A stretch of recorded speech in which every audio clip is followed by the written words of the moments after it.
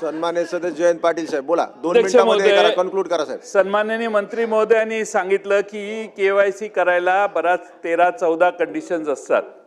या कोणत्याही कंडिशन्स या योजना ज्यावेळी जाहीर झाली त्यावेळी लावण्यात आल्या नाहीत. आता तुम्ही लावायला लागल्या. तुमच्या वेबसाईटवर जर बघितलं तर मागच्या महिन्यामध्ये 1,06,00,000 महिला एवढाच आकडा दिसत होता. आपलं म्हणणं असं असेल की आता 1,70,00,000 झालेले आहेत किंवा 75,00,000 झाले आहेत. म्हणजे जसं केवायसी होईल तसं तसं चाललंय. त्यामुळं अर्थ खात्याच्या ते किती तुमचा आढावा घेतात मला माहीत नाही. पण अध्यक्ष महोदय, केवायसी उशिरा करणं, चुकीच्या लोकांना लाभार्थी देणं आमचा लाडक्या बहिणीला पाठिंबाच आहे. आमचा एकनाथ शिंदे नाही पाठिंबा आहे. काय प्रॉब्लेम नाही ना बघा. त्यामुळं सगळ्यात राज्य सरकार तुमचं येण्यात फायदा झाला लाडक्या बहिणीचा. पण 1 नंबरचा आमचा माणूस 2 नंबरला जाऊन बसला, हा तोटा महाराष्ट्राचा मोठा झालेला आहे. त्यामुळं ह्या केवायसी व्यवस्थित केल्या नाहीत. यासाठी तेव्हापासून ज्या मंत्री महोदय होत्या त्यांना जबाबदार धरलं पाहिजेत. आणि हे सगळं जे झालेलं आहे ते माझं पूर्ण होऊ दे.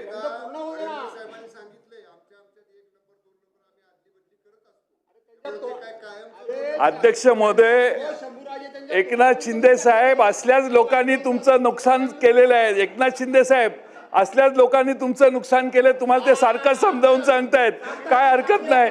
1 नंबर हा 1 नंबरच असतो. 1 नंबर हा 1 नंबरच असतो. 2 नंबरला ठीक आहे. आमचं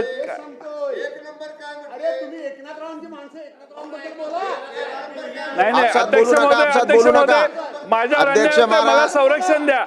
म्हणून माझा अध्यक्ष महोदय प्रश्नाला सन्माननीय मंत्री महोदयांनी उत्तर दिलं नाही की ज्यांनी चुकीची केवायसी भरली किंवा भरली नसेल त्यांच्यावर आपण गुन्हे दाखल करणार का.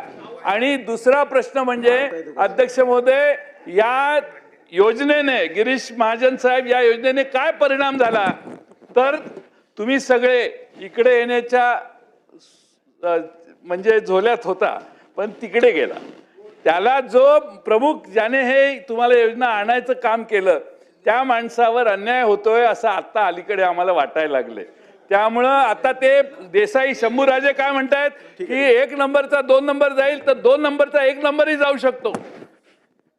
ते आता 1 नंबर इथं नाहीये म्हणून असं तुम्ही म्हणताय. त्यामुळे 2 नंबरचा माणूस 1 नंबरला जाणार आहे या 5 वर्षात, एवढं तुम्ही जाहीर करा. आमचं काही म्हणणं नाही. अजून डबल 1500चा 2100. हा शेवटचा प्रश्न, 1500चा रक्कम 2100 कधी करणार हे आम्हाला जाहीर करा. सन्माननीय सदस्य नाना पटोले साहेब बोला. मंत्री महोदय लक्षवेधी चालू आहे. आमच्यामध्ये नंबर आमचे बदलत असतात. त्यामुळे आम्ही म्हणतोय असं नाही. स्वतः माननीय मुख्यमंत्री जे म्हटलेत की आम्ही 1 नंबर 2 नंबर आमच्या अदली बदली करत असतो. सन्माननीय सदस्य नाना पटोले साहेब सुरू करा तुम्ही.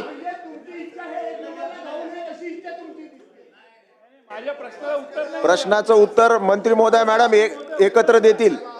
अध्यक्ष महाराज, नाही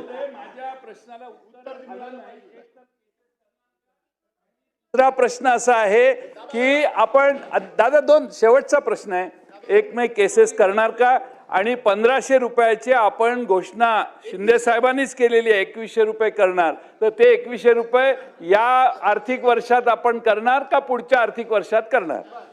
की बहीण योजनेचे ॲप्लिकेशन सर ज्याचा उल्लेख आपण आकडेवारीचा केला, ॲपवर साधारणपणे 1,34,85,000 इतके ॲप्लिकेशन्स आहेत आणि पोर्टलवर ज्याचा आकडेवारीचा आपण उल्लेख केला ते 1,06,00,000 असं दोन्ही बायफर्केशननी हे 2,43,00,000 आहेत. आणि ते आकडे आत्ताही आपल्याला ॲप आणि पोर्टलवर दोन्हीवरही आपल्याला हे पाहायला मिळतात. मी ह्याची कारण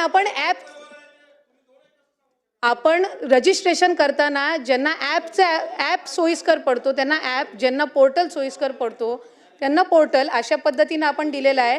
मी साहेब या संदर्भातली आपल्याला सविस्तर माहिती ही त्या ठिकाणी ठेवते आणि त्याच्यामुळे लाभार्थ्यांची संख्या ही व्यवस्थित रजिस्टर्ड पद्धतीने आहे.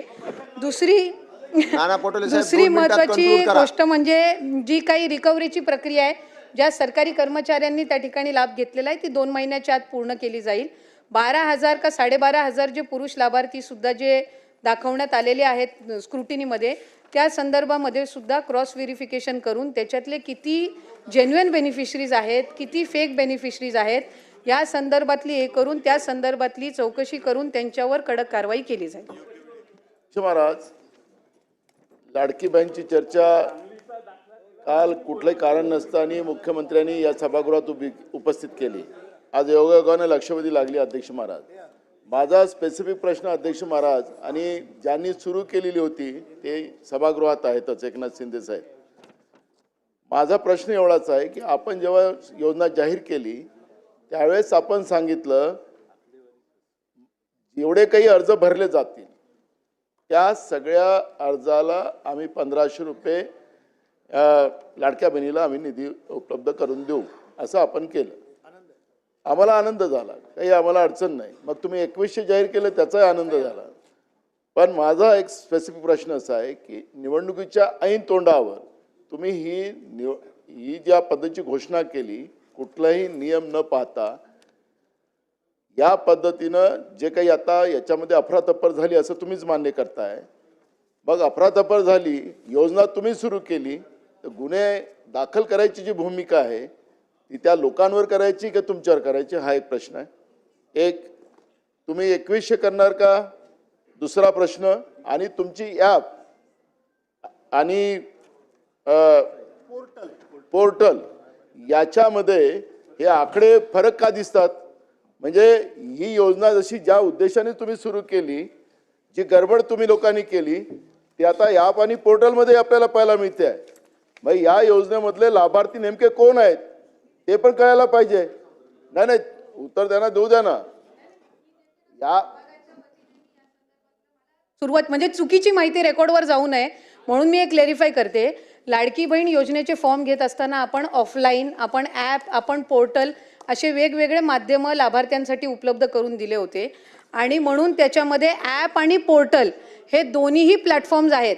आणि हे दोन्ही प्लॅटफॉर्म्स असताना जे ऑफलाईन फॉर्म पण जे अंगणवाडी सेविका असतील, आशा सेविका आहेत, तिथले ग्रामसेवक आहेत, वेगवेगळी जे सरकारी यंत्रणा आहे, यांना सुद्धा आपण तिथं लाभार्थ्यांना सोयीस्कर पडावं रजिस्ट्रेशनसाठी, त्या दृष्टिकोनातून आपण हे केलेलं आहे. आणि KYC साधारणपणे 1,74,00,000 महिलांपेक्षा जास्ती महिलांची झालेली आहे. हे मी ऑन रेकॉर्ड आपल्याला इथे सांगत आहे. 31 डिसेंबरपर्यंत त्याची मुदत आहे. आणि त्याच्यामुळे कुठेही या संदर्भामध्ये रजिस्ट्रेशन करत असताना वेगवेगळे प्लॅटफॉर्म्स आपण त्यांच्यासाठी रजिस्ट्रेशनसाठी उपलब्ध करून देत असताना कुठल्याही लाभार्थ्यांच्या आकडेवारीची, कुठल्याही गोष्टीची इथं गडबड किंवा कुठल्याही पद्धतीचे याच्यामध्ये दुर्लक्ष झालेलं नाही. ठीक आहे. सन्मान्य सदस्य हारून खान.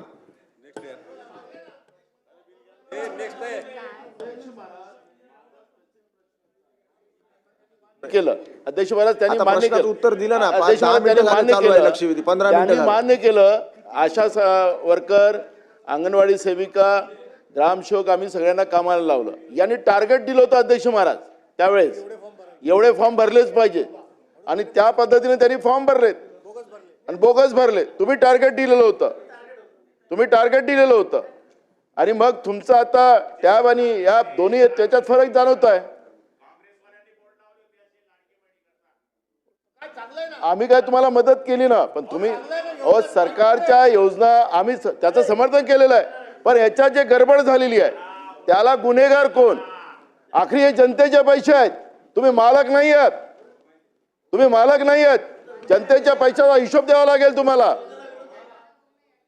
अजून सांगायचंय की या रजिस्ट्रेशनमध्ये कुठल्याही पद्धतीची गडबड किंवा कुठल्याही पद्धतीचे 2 आपण त्यांना माध्यम उपलब्ध करून दिले होते. प्रत्येक योजनेमध्ये असतात ॲप आणि पोर्टल. ऑनलाईन पद्धतीनं रजिस्ट्रेशन करत असताना 2 माध्यम ही सगळ्या स्कीममध्ये दिले जातात. आपण इतरही स्कीममध्ये तपासलेत तरी त्या पद्धतीनं आहे.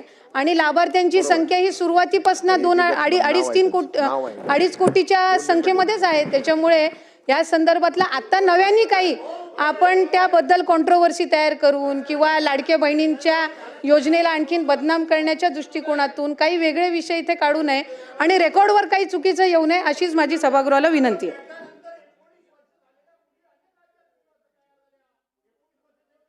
ती संख्या वाढायला पाहिजे, कमी कशी होते? याचा अर्थ फ्रॉड झालाय, गडबड झाले, भ्रष्टाचार झालाय, चुका झाल्या, राजकारणाकरता, सगळ्या करता, मतांकरता महाराष्ट्र राज्य लुटण्याचं तुम्ही काम केलं आणि तुम्ही समाधानकारक उत्तर देत नाही, म्हणून आम्ही तुमचा निषेध करतो. चला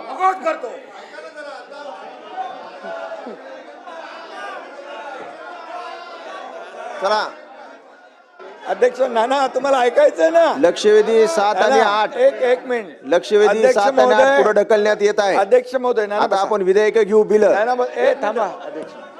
थांबा 1 मिनिट. नाना, राज्याचे अरे बाबा, उपमुख्यमंत्री शिंदे साहेब काय बोलतायत?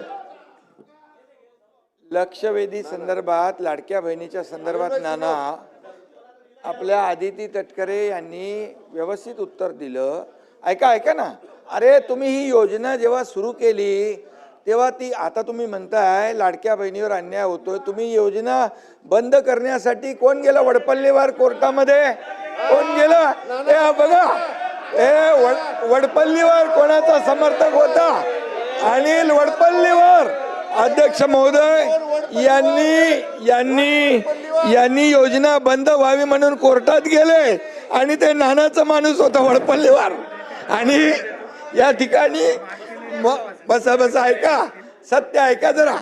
आणि म्हणून आम्ही जी योजना सुरू केली त्या योजनेमध्ये बिलकुल कुठल्याही परिस्थिती, आम्ही चांगल्या भावनेने भूमिकेत ही योजना सुरू केली. त्यावेळेस तुम्हाला वाटलं हे फक्त निवडणुकीपुरती घोषणा आहे. तुम्ही चुनावी जुमला म्हणाले नाना, तुम्ही म्हणाले ही फसवी घोषणा आहे. तुम्ही एवढ्यावर थांबले नाही, तुम्ही हायकोर्टात पाठवलं. हायकोर्टाने पण एक चपराक दिली, त्याला पाठवून दिलं परत. आणि तरी सुद्धा आम्ही या ठिकाणी त्या लाडक्या बहीण योजनेचे पैसे नाना जमा केले त्याच्यामध्ये. तुम्हाला वाटलं आता आचारसंहितेत पण पैसे बंद होतील, तर आचारसंहितेचे पण ॲडव्हान्स पैसे आम्ही टाकले. आम्ही पण बरोबर डोकं लावून काम केलं, लाडक्या बहिणींना पैसे मिळाले पाहिजे म्हणून. आणि लाडक्या बहिणींनी तुमचा टांगा पलटी केला आणि पार असं लँडस्लाईड मॅन्डेट दिलं की म्हणून आता बघा, आदितीने जे उत्तर दिलं आमच्या मंत्री महोदयांनी, अतिशय स्पेसिफिक प्रश्नांना उत्तर दिलंय.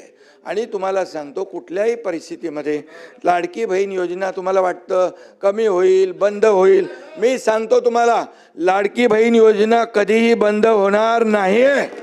आणि सांगतो तुम्हाला, तुम्ही 2100 रुपये बोलले, योग्य वेळी आम्ही जे बोललोय ते सगळं पूर्ण करणार नाना. कारण लाडक्या बहिणींमुळे तुम्ही जे नाही, लाडक्या तुम्ही खोडा घालायला प्रयत्न केला की नाही? लाडक्या बहिणीने चांगला जोडा दाखवला की नाही? लाडक्या बहिणीने काय चांगला जोडा दाखवला की नाही? विधानसभेत दाखवला की नाही? आणि म्हणून आता नाना एकच आहे, तुम्ही लाडक्या बहिणींच्या विरोधात कधी बोलू नका, बिलकुल. नाहीतर आता येणाऱ्या पुढच्या निवडणुकांमध्ये लाडक्या बहिणी परत या ठिकाणी नाना, तुम्ही तुमच्यावर का घेताय? बोला ना. ऐका. अरे लाडक्या बहिणींना आतापर्यंतच्या इतिहास किती वर्ष होतं हो काँग्रेसचं सरकार? आतापर्यंतच्या इतिहासामध्ये कधी अशी योजना सुरू केली? आम्ही सुरू केली. त्याला हिंमत लागते, धाडस लागतं आणि लोकांचे पैसे लोकांना देण्याची दानत लागते. ती दानत आम्ही दाखवली. आणि म्हणून या ठिकाणी तुम्हाला सांगतो, लाडकी बहीण योजना कधी बंद होणार नाही. जे आम्ही बोललोय ते पूर्ण करणार आणि करणार. योग्य